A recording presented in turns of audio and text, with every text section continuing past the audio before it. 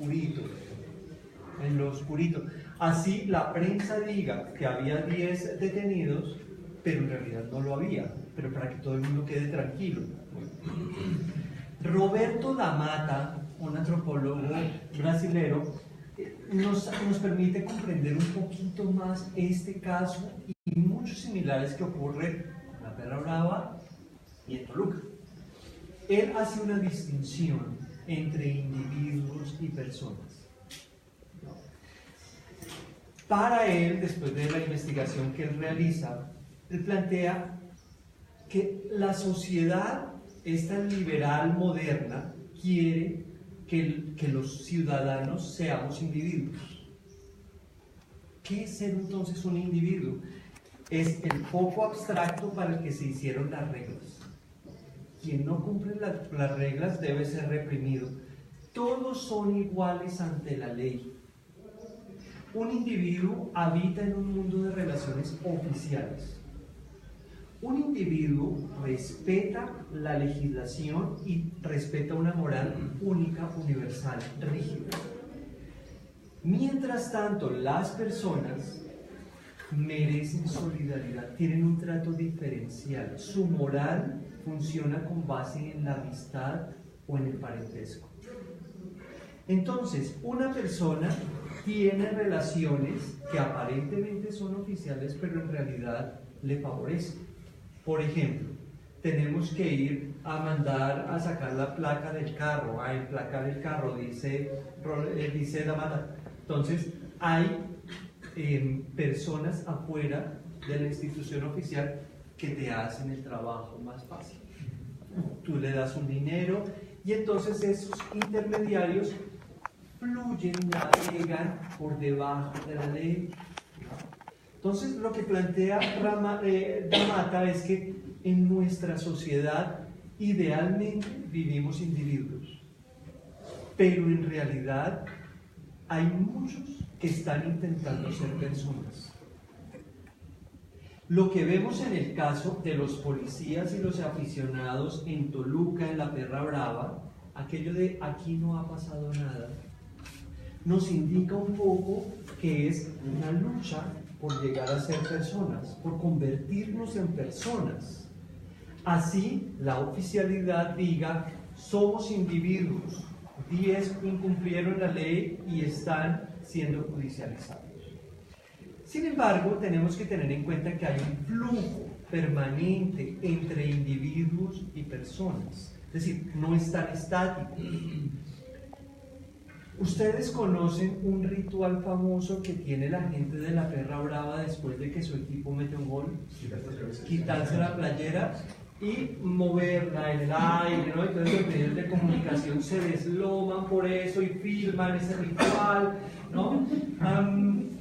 Entonces, cuando uno está dentro del estadio, dentro de la Perra Brava, siempre que pasa esto, que el equipo mete un gol, hay unos emisarios que los líderes, Rolando, José Luis, Marta, la secretaria, envían. Entonces esos emisarios suben a las graderías por el medio de los aficionados, se abren campo, ¿no? A codazos y tal, y están mirando quién no se quita la playera.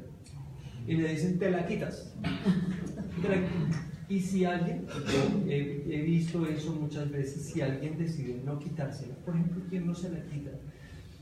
Los que son nuevos, los que son ocasionales, es decir, fueron por esa vez, porque el Toluca jugaba con el América o con Chivas o con Cruz Azul, entonces el estadio se llena. Entonces hay gente que va solo en esa ocasión y alguien decide no quitarse la playera. Quien no se quita la playera, le cae todo el peso de la ley de la Perra Brava. Dejan de ser personas y pasan a ser individuos. ¿Cómo lo hacen? El ritual consiste en agarrarlo a golpes con la playera, pero la playera está pegada a la mano y a los pies. ¿Okay? Entonces, agreden al sujeto, así sea menor de edad, me ha tocado verlo, y en algunas ocasiones lo expulsan del área, lo sacan del área. No haces parte de esto.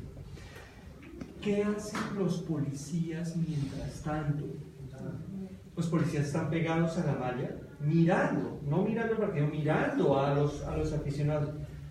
No hacen nada, se quedan observando, es un acto ilegal, están agrediéndose unos a otros. En algún caso pude ver, en algún momento pude ver que la agresión era mayúscula y ahí sí subieron dos policías, ¿no? Ya, cásate, no, vuélvete a tu lugar, pero no detienen a nadie, ¿ok? Entonces, en realidad, lo que estamos viendo es un comportamiento no oficial, en el sentido estatal, gubernamental, que es validado por actores oficiales, los policías. Entonces, podríamos decir que es un comportamiento muy propio de lo oscurito. Está a la vista de todo, incluso los medios de comunicación lo graban. Es una actitud a la vista de todo, pero no pasa nada. Volvemos a la idea de los policías. Aquí no ha pasado nada. ¿Okay? Ahora bien, hay un flujo entonces entre individuos y personas.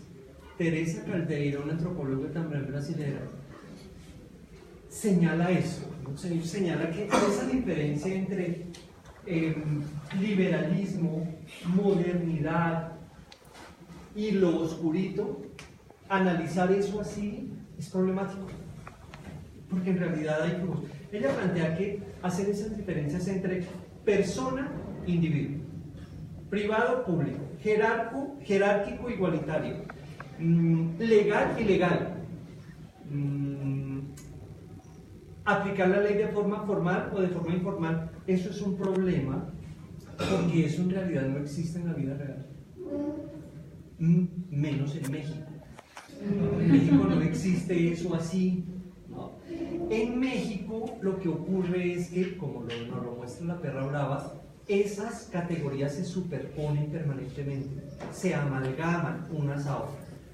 Entonces el problema acá no es ni de principios liberales versus una práctica personalista, violenta en este caso, ni de un marco constitucional versus una práctica legal o ilegal, sino de instituciones del orden que son constituidas para funcionar con base en excepciones.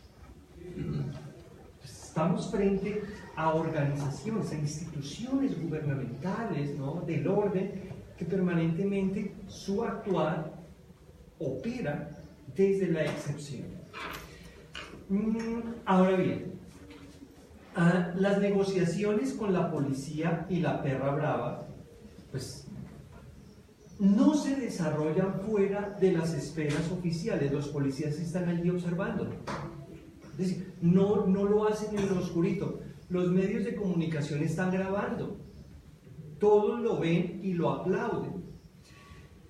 Realmente, el individuo y la persona, lo oficial y no oficial, son parte de la misma operación, pero conducen a la falsa sensación de que eso funciona por fuera del Estado. Es decir, parece que hay una idea, otra vez volvemos, que queremos un mundo ideal, moderno y liberal, en donde todas las instituciones operen desde una legalidad que está allá arriba y los sujetos la respeten.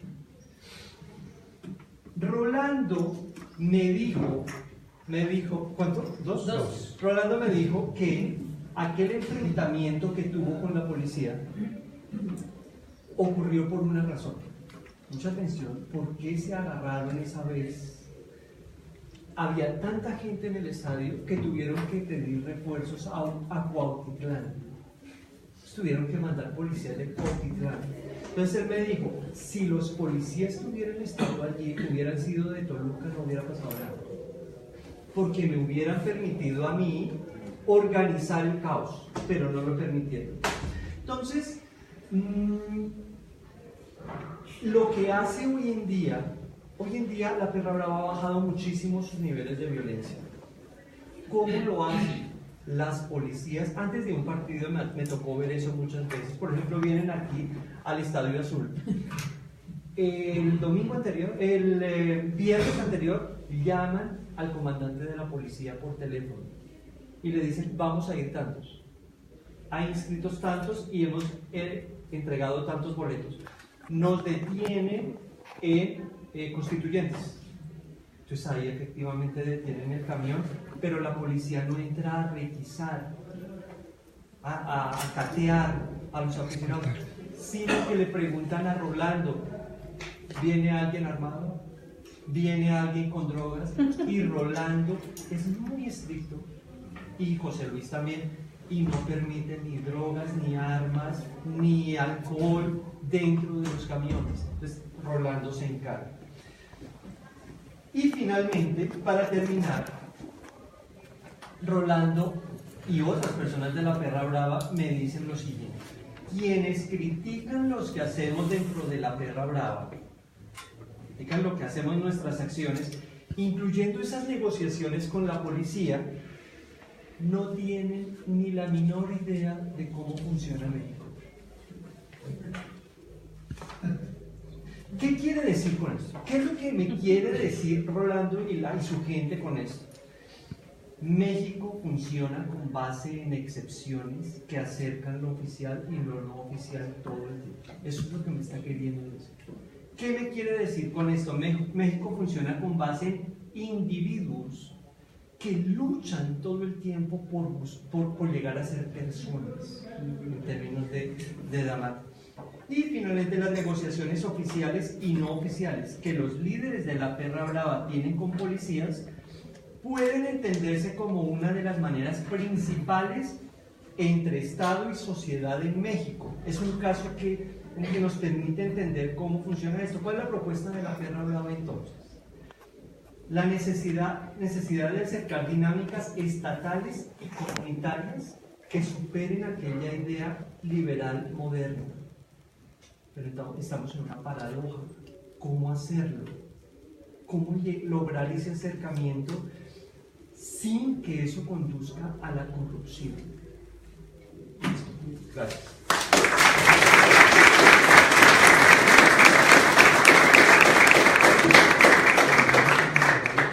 Muchas gracias, Ricardo. Nuestra siguiente ponente es Sergio Fernández, quien terminó su doctorado en antropología social hace un par de años, también en la Ibero, con una tesis sobre una vara del equipo de Cruz Azul. Y ahora acabo de regresar de una estancia postdoctoral de 2 años en Argentina, de hecho trabajando bajo la supervisión del doctor José Garriga. Y hoy yo creo que nos va a hablar más del tema, lo que viste en Argentina. El título de su ponencia es Comparación del aguante y su relación identitaria en la Barra Brava y la hinchada del Club de Fútbol Argentino River Plate. Gracias, Rodrigo. Bueno, pues da mucho gusto estar aquí es la ciencias de la comunicación y bueno, pues qué bueno poderles traer estos conocimientos y que lo aprovechen. Traigo cosas escritas, datos importantes que de pronto voy a ir leyendo y no quiero que se me olvide, mi memoria no es tan fuerte.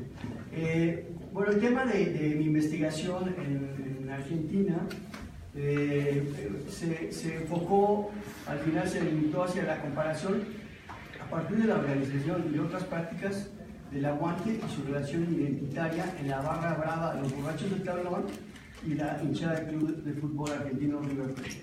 El contexto metodológico de este trabajo, en principio fue un trabajo etnográfico que duró 2 años, ¿no? Concursé para hacer el postdoctorado por la beca que da con CONACYT. El primer año lo gané, el segundo año lo gané, extendiendo así mi estadía en Buenos Aires, Argentina. ¿Qué es lo que describe este estudio? Bueno, como ya lo escucharon, es una comparación de estos grupos. El grupo organizado, que es la Barra Brava, y el otro grupo que es la hinchada, lo que aquí llamamos la afición.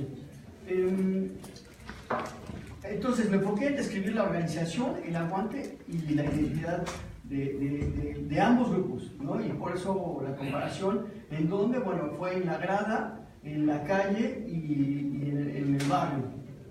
que es como un membrete que ha identificado mucho mis trabajos, porque todo lo hacemos como en el estadio, pero ¿qué pasa donde viven, ¿no? A partir de mi formación de comunicación es que yo digo, bueno, me voy todo al barrio para ver como esta mirada documental, ¿no? que tenemos en comunicación a partir de los medios que nos enseñan, y tratamos de ver qué es lo que sucede en esa instancia con los aficionados o con los hinchas o con la torcida, y nos vamos al barrio también, ¿no? Entonces es como el logro importante también de mi estudio.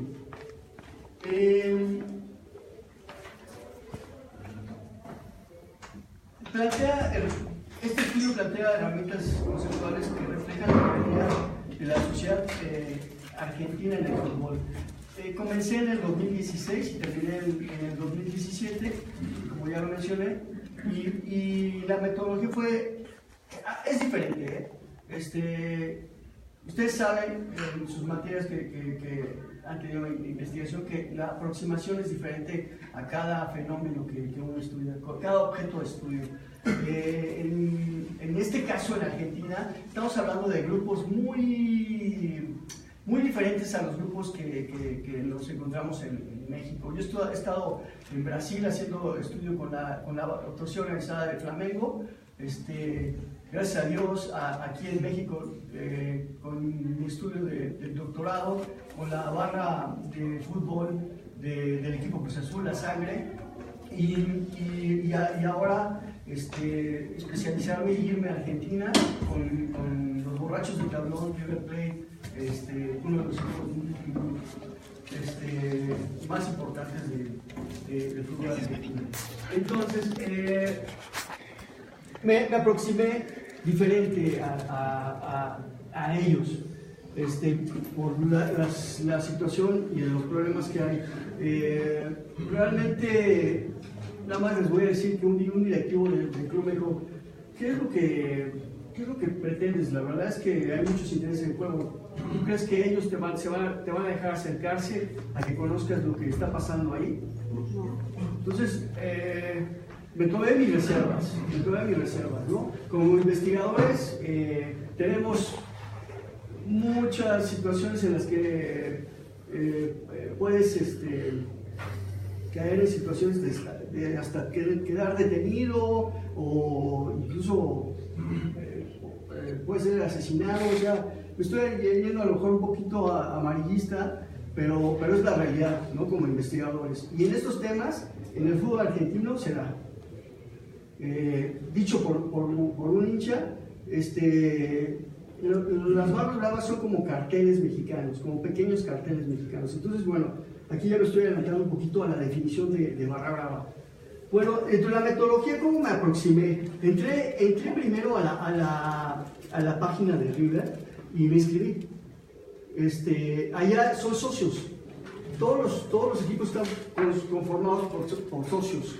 Desde que nacieron los equipos, ¿no? Entré de esta manera, pagué 600 pesos semestrales y más aparte el pago de lo que era cada partido, alrededor de 300 pesos, 600 pesos, según la grada que uno eligiera. Obvio, tenía que estar cerca de los Borrachos, el tablón, una cosa que no es posible, ¿no? Porque esa grada está herméticamente cerrada para cualquiera.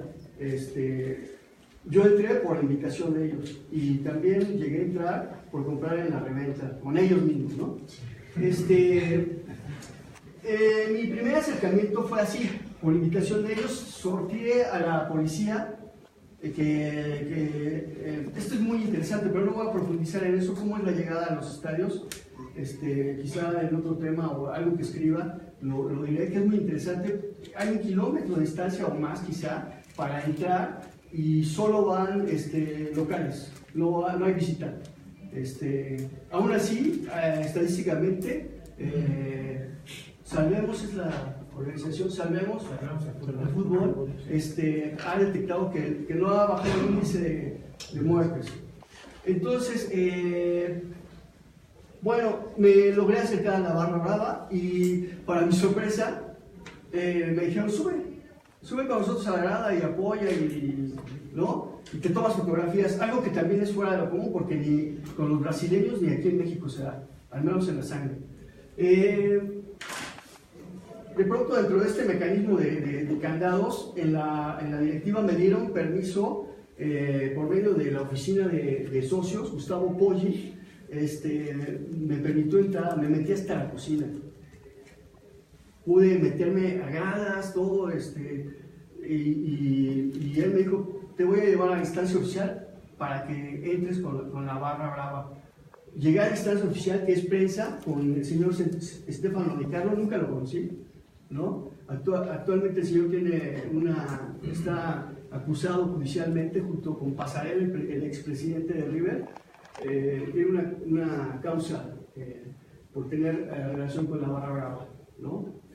Ahorita les hablo del tema del clientelismo. Otro candado es la prensa y la televisión. Estigmatizan constantemente a estos grupos y les llaman los violentos. Entonces, cuando llegué dije, ¿en qué problema me estoy metiendo, no?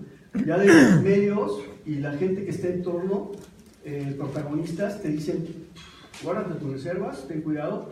Incluso en la academia, ¿no?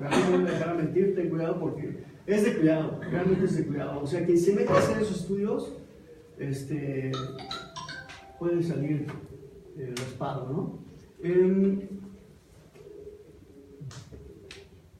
¿Cuál fue la herramienta que utilicé? La observación participante es muy importante para nosotros antropólogos, la entrevista también, ¿no? Entrevista a profundidad, historias de vida, que es convivir con ellos, que también eso lo vemos en comunicación aquí.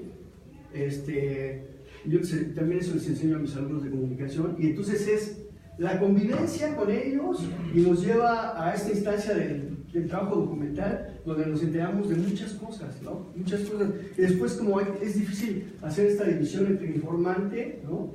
Y el investigador, pero tenemos que ser objetivos. Alguna vez, oye, me decía, oye, pero esto tú lo estás pensando o es el informante. Entonces ya me ponía y decía, no, sí, yo lo estoy pensando. Entonces, también a la hora de escribir tenemos que tener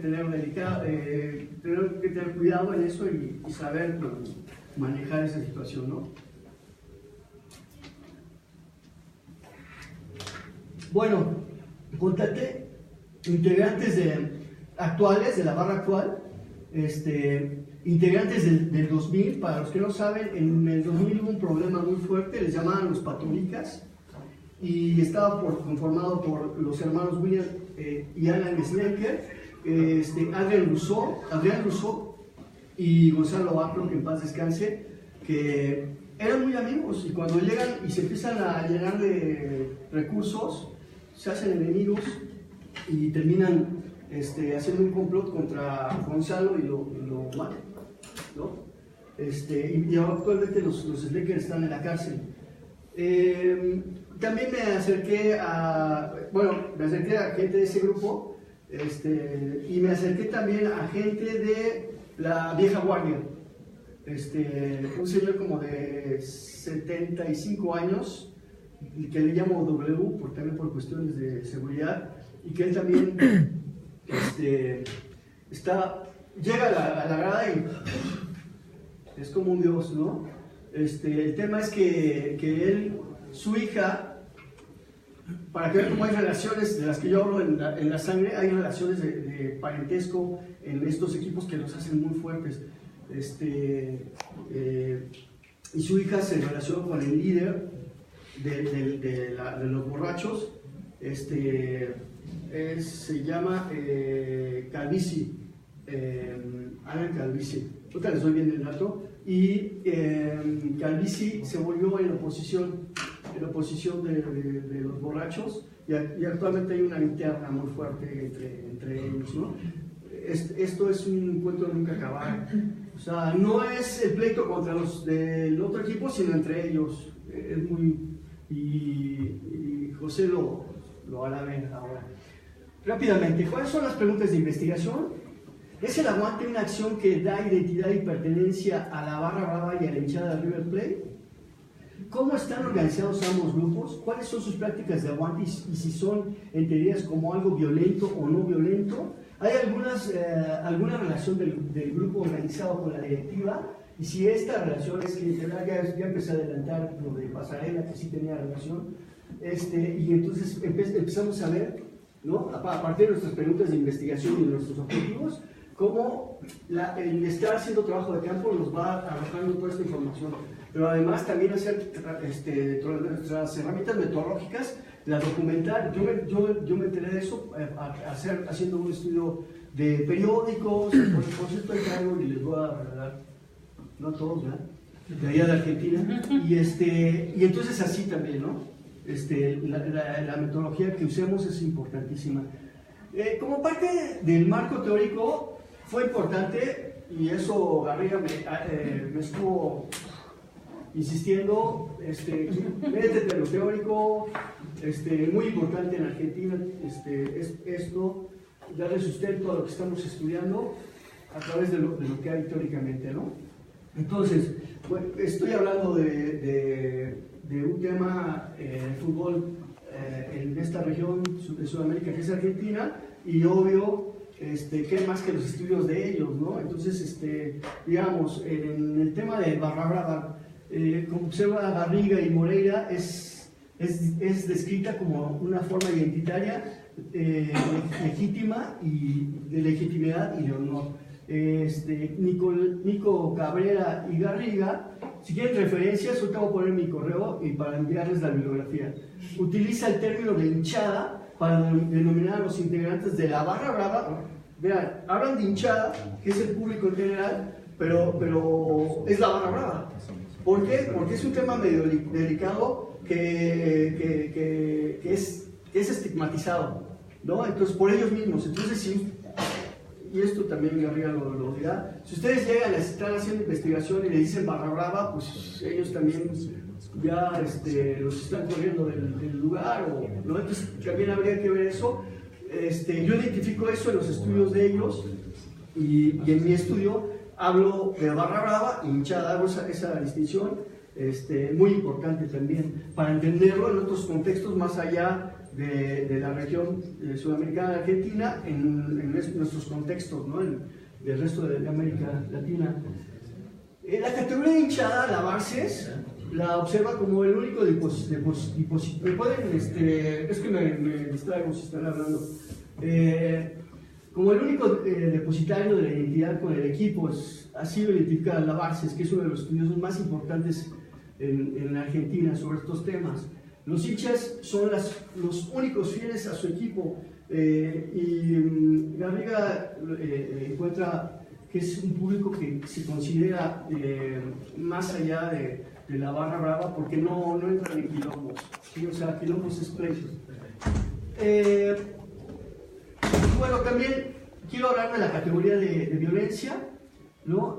Moreira habla de la acción, son acciones de honor y no de violencia en la Barra Brava. Indica el honor siempre está en juego. Los barristas no hablan de violencia. Eso es muy importante que detectamos nosotros investigadores en este tema. Porque ¿qué nos dicen los medios de comunicación? Son violentos, y no, o sea, por eso somos investigadores y tenemos que encontrar esa mensaje que ellos nos dan, ¿no? O sea, salirnos desde esta posición occidental y tratamos de, entonces, como investigadores, meternos a estos temas, y ver lo que ellos dicen, ¿no?